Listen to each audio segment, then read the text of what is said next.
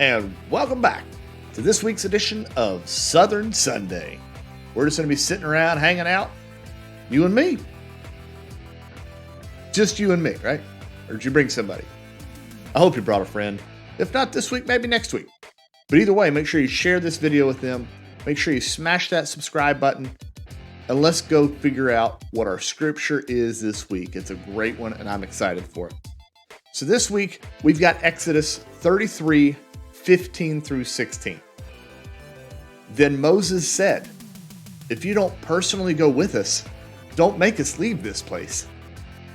How will anyone know that you look favorably upon me and your people, if you don't go with us?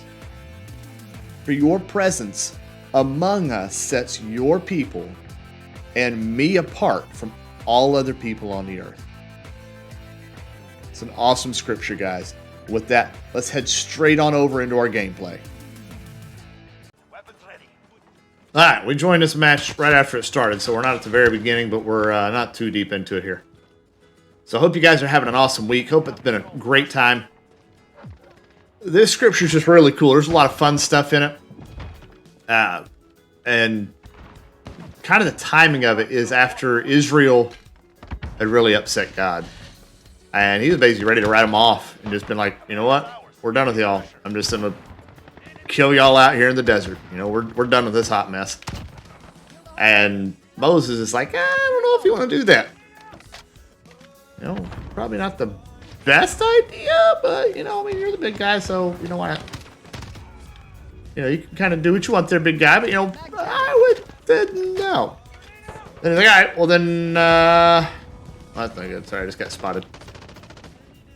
From there, the big part of it is Moses is like, there's nowhere for us to go without you. I mean, if we're going somewhere and you're not there, why are we going? It's not worth it. The nation of Israel was brought out of Egypt by God. He had done miraculous things against the Egyptians, the 10 plagues. And he flooded the entire Egyptian army. Oh, man. Oh, well. That happens when focus on something else, but it's all good.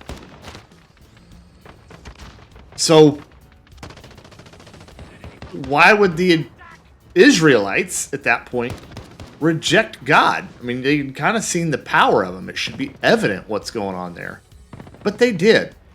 They are human. We are human. So, what Moses is saying here is basically, there's nowhere for us to go without you, God. So, you gotta go, you know? And if we're not going, why are we going? And the last part is what really got me, is the part about, you know, for your people among us, for your presence among us sets your people and me apart from all other people on earth. It does. And guys, being in his presence is absolutely amazing, and that's what's going to set us apart from everybody. And one of the things that we need to, goodness gracious, stay maintained is just staying in his presence. Because if we can stay in his presence, number one, anything's possible, but there's constant rest in his presence. There is constant ability for the miracles of heaven to still occur when we're in his presence. It's all about being in his presence. And we have to live in this world, and this world is full of combat, it's full of trash, it's full of all sorts of stuff. But it's where we live. And so we can either choose to be in the world, or we can either choose to be of the world, or we can be in it, which we can't avoid being in it, because the only other option there is death. So, I mean, it's kind of a short list of what we can do. So, we just got to do what we got to do. But in the midst of all that, who in the world is... That'll help. People are shooting through the wall here. There we go. Alright, got that taken care of. Got another one over here. See if he'll peek around the wall. Oh, somebody from behind me. Okay. But I mean, ultimately, we have a lot of choices in our corner of what we can do, but there's not a lot of great choices unless we stay in his presence. So I would strongly recommend we just stay in his presence, because it's a really great place to be. Whoop! Getting dinged there. And it's difficult to stay there. I get it, because of the demands of the world, the demands of work. And there's a lot of distractions. There's a lot of things that are evil that are distractions, and there's a lot of good things that are distractions too. So don't think it's just all evil distractions. I mean, I'm sitting here playing video games. Video games are an important part of my life. It's a hobby. That dude's not an important part of my life there, though. We'll find him. Oof, nice. He had the connection on me there. Where did this dude go? Well, thank you for... Oh, no! Upstairs! Upstairs! Sorry, so kind of back on track there. There's a lot of things that are good distractions, and there's a lot of things that are bad distractions. Now, if video games is all that I do with my life, there's a problem. It's not. Oh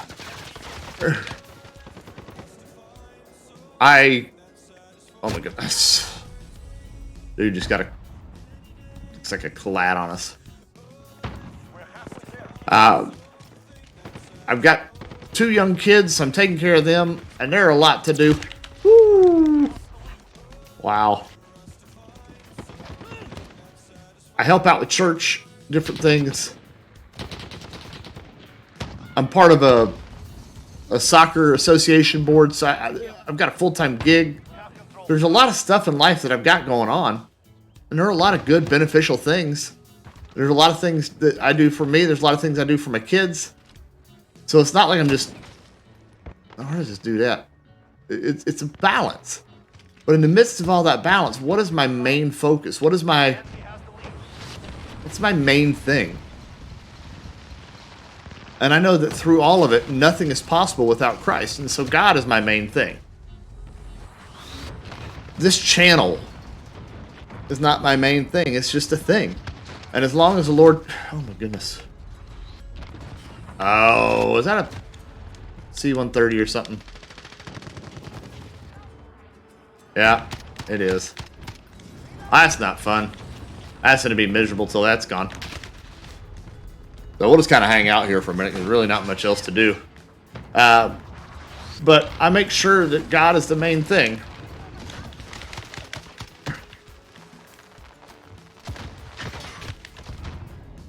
Apparently video games is not my main thing. You can tell that pretty clearly. Oh, chopper gunner. Nice. This is going to be fun, guys. Come on. But just, I want to challenge you to just let Jesus be the main thing in your life and keep focusing on him. And keep trying to surround yourself in his presence. I mean, you can do that by spending time in worship and just putting him as the big focus. You can put on worship music. You can just read the Bible. There's a lot of ways to really focus on God. There's not a right way or a wrong way. I mean, as long as he is that focus and you're doing it right, you can figure it out. And yeah, it's going to take some time to get used to it, to get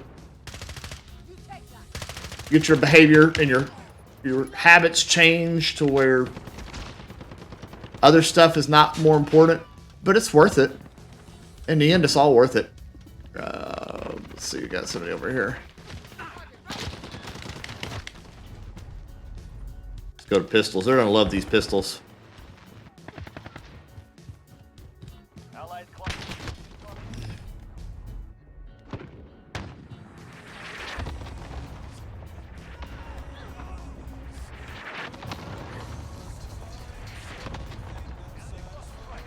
Oh my goodness. These guys just keep flipping these spawns. It's ridiculous. Wow. These guys know what they're doing. It's kind of hard to get upset with these guys. They're playing it right.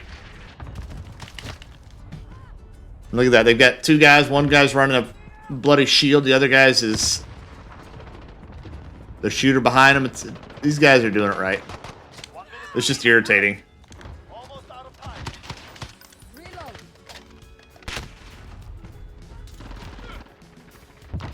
Yeah, if you came for the epic gameplay, the destruction, the 17-0 kills, you're not getting it here. It's just not happening.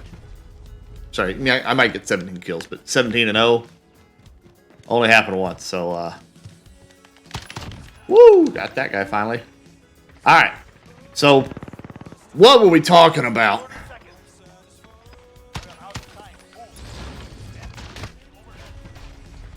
Basically, what we're talking about is letting God be the focus in all things.